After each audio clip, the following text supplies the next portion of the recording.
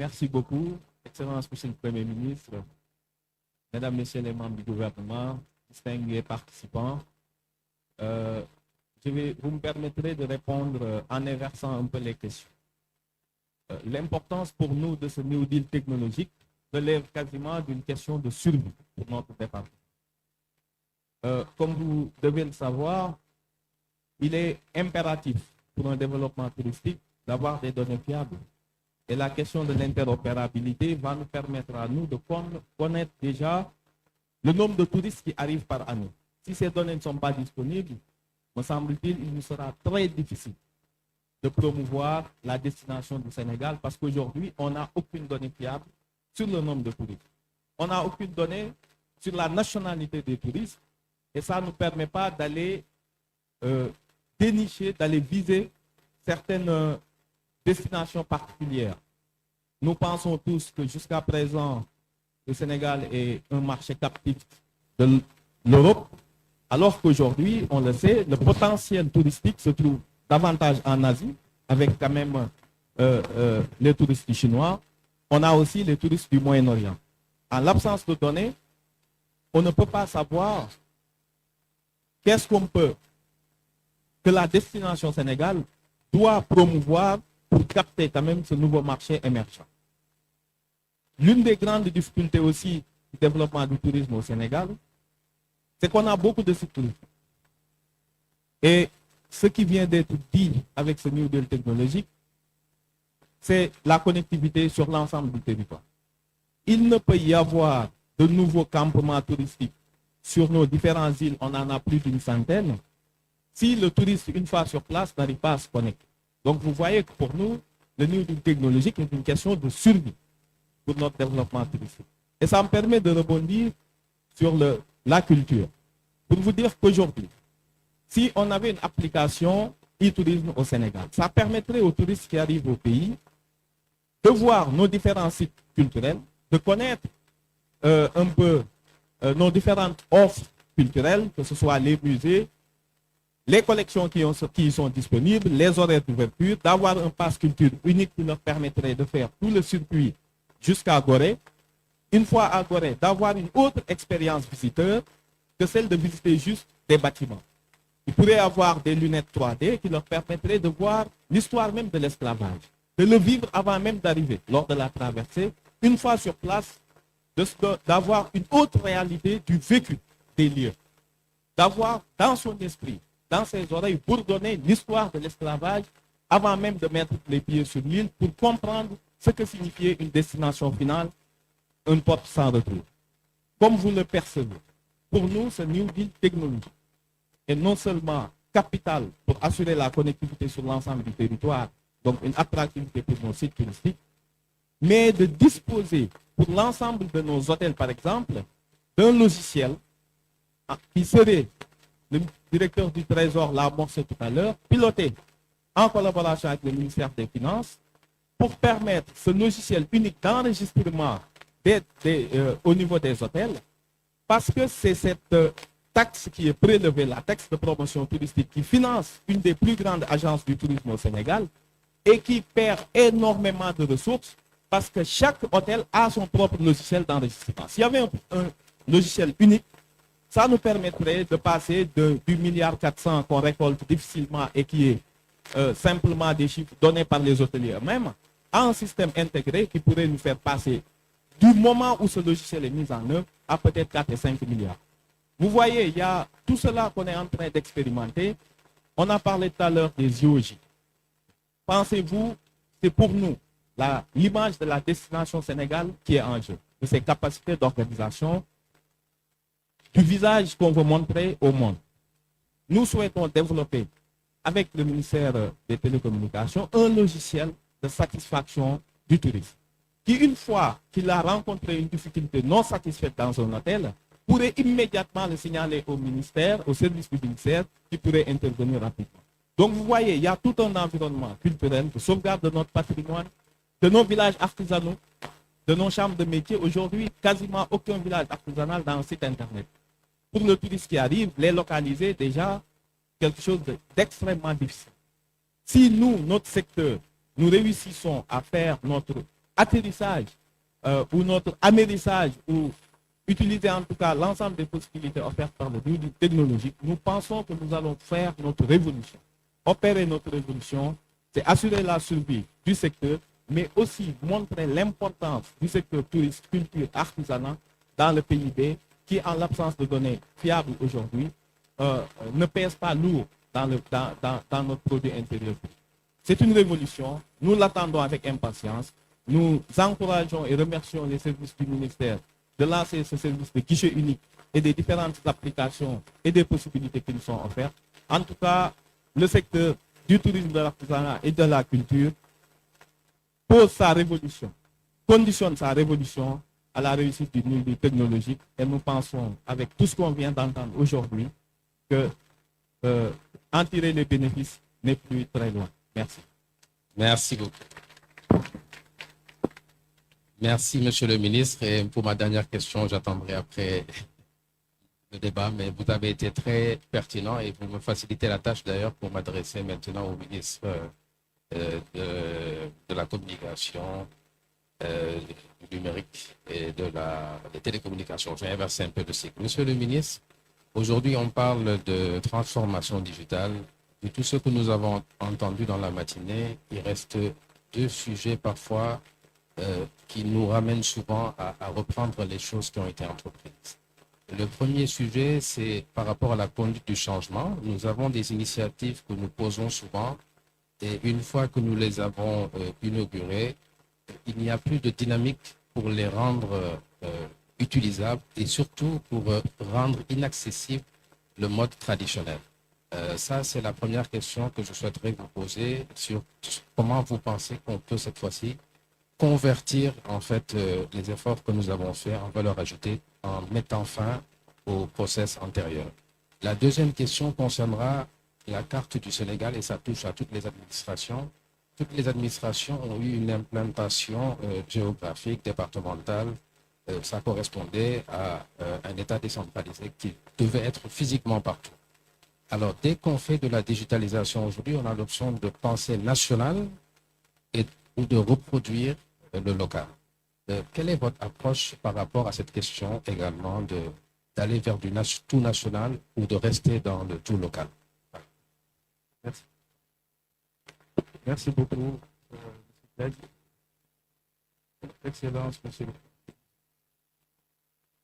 Mesdames et Messieurs les ministres, Mesdames et Messieurs les ambassadeurs, représentants du corps diplomatique, Mesdames et Messieurs les partenaires techniques et financiers, Mesdames et Messieurs les directeurs généraux, directeurs centraux, chers invités en vos titres, en grades et qualités, tout protocole observé. Je voudrais d'abord, avant de revenir sur la question, remercier très sincèrement Monsieur le Premier ministre Ousmane Sonko.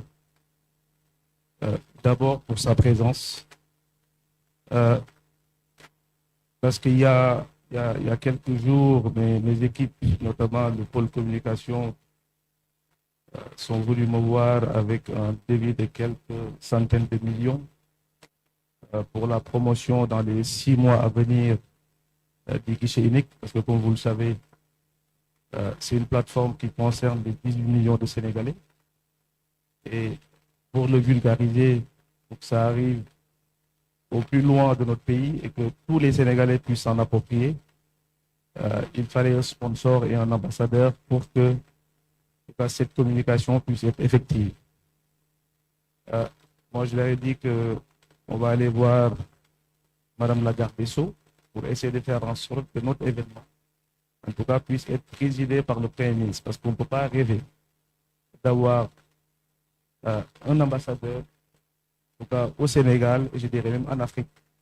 Parce que l'argent qu'on donne aux influenceurs, je dis que si on a la chance d'avoir le plus grand influenceur de l'Afrique et du Sénégal, je pense que ça va nous faire économiser quelques millions. Cela n'empêche pas que les influenceurs seront mobilisés en tout cas dans le fait de faire en sorte, en tout cas, de vulgariser au maximum pour que ces plateformes, en tout cas, qui sont faites pour les citoyens, puissent arriver. C'est payant. Monsieur le Premier ministre me dit que c'est payant. Et je pense on va encore faire du work number avec Madame la ministre garde des Sceaux pour essayer de le convaincre. En tout cas, merci beaucoup, Monsieur le Premier ministre, sincèrement, du fond du cœur, d'avoir bien voulu présider cette cérémonie qui est hyper importante pour nous. Et pour revenir à votre question, M. Diagne, je pense que d'abord, il y a ce rôle du ministère. Il faut, pour moi, définir qui est un ministère central dans le dispositif de la transformation digitale de l'État du Sénégal. Comme vous le savez, le numérique aujourd'hui est partout. Donc nous sommes un ministère transversal qui travaille avec l'ensemble des ministères de ce pays. Et pour nous, il fallait un ancrage et un pilotage au plus haut niveau. C'est pour ça que le ministère, en tant que bras armé de l'État du Sénégal, agit également sous la supervision stratégique et les arbitrages du Premier ministre. Et ça va permettre aujourd'hui de parler d'une même voix. Tout à l'heure, vous avez parlé de cohérence d'ensemble. Parce que la transformation digitale, ça agit à plusieurs niveaux. C'est la raison pour laquelle, il y a à peine un an, nous sommes venus ici présenter le New Deal technologique qui est arrimé à l'agenda national de transformation et qui se veut également être une stratégie cohérente. Parce que nous partons du principe que nous allons avoir tous les belles idées du monde, vous l'avez dit tout à l'heure, sur les guichets uniques. Ça fait 20 ans qu'on a cours, en tout cas le Sénégal, qui est un paradoxe, une anomalie même, je dirais, au vu de toutes les potentialités que regorge notre pays en termes de numérique. Et aujourd'hui, ce que nous avons identifié, peut-être comme un boulot d'étranglement, c'est l'arrimage et la cohérence par rapport à la stratégie.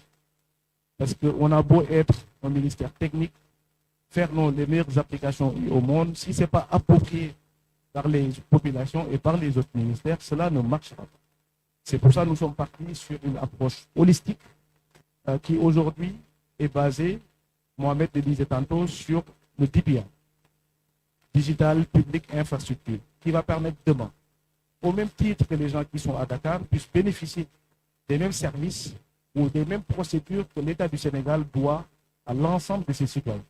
Parce que si on part du principe que, à travers les guichets uniques, le casier judiciaire aujourd'hui qui est disponible ne puisse pas bénéficier à mon cousin qui est à l'intérieur du pays, je pense qu'on n'aura pas fait ce qu'on appelle de la digitalisation de bout en bout. C'est pour ça que nous nous sommes attaqués dans un premier temps de mettre en place les fondements. Comme vous le savez, dans tout, pour construire une maison, il nous faut des fondations solides. C'est pour ça que nous avons essayé dans la première année de faire en sorte qu'on puisse asseoir ce qu'on appelle la connectivité universelle avec ce mix de la fibre optique aujourd'hui alignée à la technologie satellitaire pour que l'ensemble du territoire puisse être couvert et que tous les Sénégalais, où qu'ils soient, puissent bénéficier des mêmes technologies et des mêmes avancées qu'offre aujourd'hui la technologie. Il y a également ce qu'on appelle les plateformes mutualisées, et les plateformes digitales. Ça également, Mohamed est beaucoup revenu là-dessus tout à l'heure en disant que le fonctionnement en silo qui a été une problématique dans notre pays parce que on dupliquait les plateformes, autant de plateformes que de ministères, que de l'administration de manière générale, avec toutes les garanties, en tout cas, qu'on peut avoir sur les aspects sécuritaires, mais également sur les aspects de disponibilité. Nous avons essayé de faire en sorte, à travers le gouvernement, des questions de gouvernance qu'il fallait régler en premier, que nous avons aujourd'hui, qui est piloté par le Premier ministre et coordonné par le ministre de la Communication, des Télécoms et du Numérique, et qui va permettre à toute l'administration de parler d'une même voix, parce qu'on a parlé d'efficacité de l'administration, que l'administration ne puisse pas demander des documents qu'il est censé fournir aux citoyens à travers le guichet unique et la plateforme d'interopérabilité, mais également de placer l'action publique, en tout cas le citoyen, au cœur de l'action publique. Ça va permettre demain, depuis pratiquement plus de 20 ans, on sait que ne serait-ce que pour ouvrir une entreprise ou avoir un extrait de casier judiciaire, parfois il faut passer des jours pour le faire, alors que d'autres pays ont réglé ces problématiques-là depuis maintenant une vingtaine d'années. Donc nous avons voulu asseoir d'abord ce socle de base pour pouvoir permettre les services et les applications qui vont venir sur la dernière couche puissent être non seulement bénéficier à tout le monde, mais également sur les plateformes de partage, permettre à l'ensemble des Sénégalais de pouvoir en bénéficier pleinement.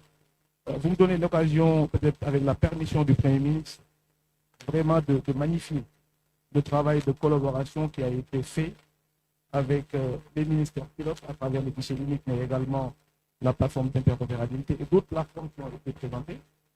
Les équipes techniques à travers les directions du système d'information qui sont mobilisées depuis plusieurs mois pour travailler afin de donner ce premier produit, parce qu'on est sur une phase pilote aujourd'hui pour les guichets uniques avec un certain nombre de régions sur lesquelles aujourd'hui la solution est disponible à partir d'aujourd'hui, mais également d'autres services dans les autres ministères aujourd'hui que nous allons entamer, parce qu'avant de passer à l'échelle, il fallait qu'on ait une version pilote qui va permettre de démontrer que c'est possible. Parce que j'ai souvent tendance à dire que la transformation digitale, ce n'est pas forcément ou ce n'est pas simplement un chantier technique. Ça demande une collaboration et une responsabilité collective de l'État. Vous avez évoqué tout à l'heure des aspects de conduite du changement, parce que comme vous l'avez bien dit, si on digitalise et que les gens qui sont censés l'utiliser ne sont pas sensibilisés sur les questions, je pense que là, on sera digitalisé de moitié, on ne sera pas effectif sur toute la chaîne de valeur. C'est pour ça, même sur les présentations que vous avez vues depuis ce matin, à travers le cadre réglementaire qui est agile, qui pour nous est le premier brique qui va permettre aujourd'hui, sur les aspects légaux et réglementaires, de pouvoir les définir, mais également une certaine cohérence dans l'empilation, en tout cas des différentes plateformes qui ont été présentées, mais également le Premier ministre nous parle souvent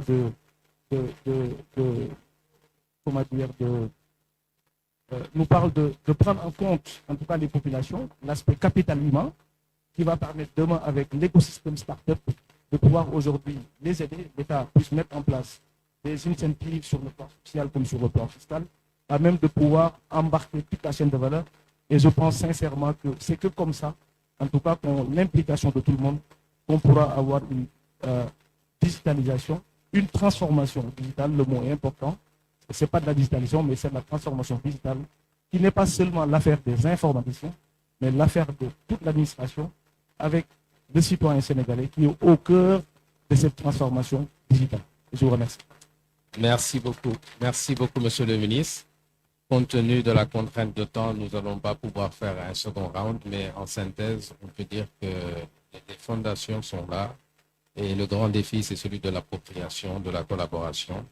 Et donc, c'est l'affaire de tous. Il faut juste qu'on essaie, chacun d'entre nous, la manière dont on s'est approprié le téléphone mobile, que dans nos responsabilités également, que nous ayons cette même ouverture pour que le Sénégal puisse être une véritable Digital Nation. En tout cas, merci Madame le ministre Garde des Sceaux, merci Monsieur le ministre du Tourisme, merci Monsieur le ministre des Télécommunications et merci Monsieur le Premier ministre pour votre patience. Merci.